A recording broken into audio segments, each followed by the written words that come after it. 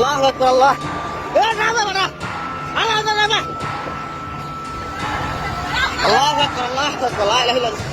চাঁদপুরের হাইমচর উপজেলায় মেঘনা নদীতে বরিশাল থেকে ঢাকাগামী যাত্রীবাহী এমভি কর্ণফুলী ৩ লঞ্চের ইঞ্জিন কক্ষে আগুন লাগার ঘটনা ঘটেছে। তবে লঞ্চের লোকজন পানি দিয়ে আগুন নিয়ন্ত্রণে আনার কোনো হতাহতের ঘটনা ঘটেনি। রক্ষা পেয়েছেন ওই লঞ্চের 450 জন যাত্রী।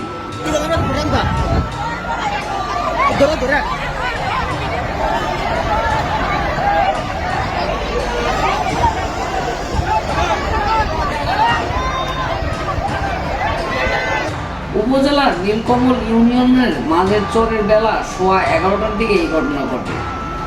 নীলকমল নৌ পুলিশ ফাঁড়ি ইনচার্জ বলেন, লঞ্চের ইঞ্জিন কক্ষে আগুন লাগার সঙ্গে সঙ্গে চালক লঞ্চটি তাৎক্ষণিক নদীর পাড়ে একটি চরে ঘিরিয়ে দেন।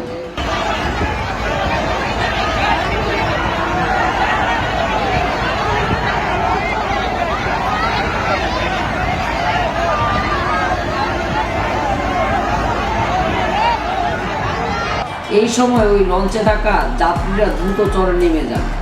লঞ্চ কর্তৃপক্ষ দ্রুত পানি দিয়ে আগুন নিয়ন্ত্রণে আনে। খবর পেয়ে চাঁদপুর থেকে নৌ ফায়ার সার্ভিসের একটি দল ঘটনাস্থলে পৌঁছে।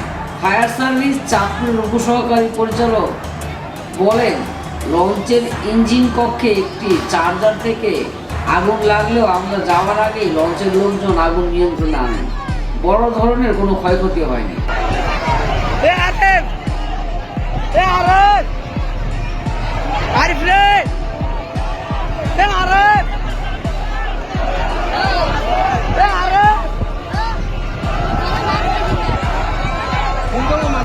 চাঁদপুর নৌবন্দর ও পরিবহন কর্মকর্তা বলেন, আগুন লাগার বিষয়ে লঞ্চের মাস্টার মোবারক হোসেন জানান, আমরা কর্ণফুলী ৩-এর যাত্রীদের উদ্ধার করে কর্ণফুলী ৪ লঞ্চের মাধ্যমে ঢাকায় পাঠানোর ব্যবস্থা করেছি।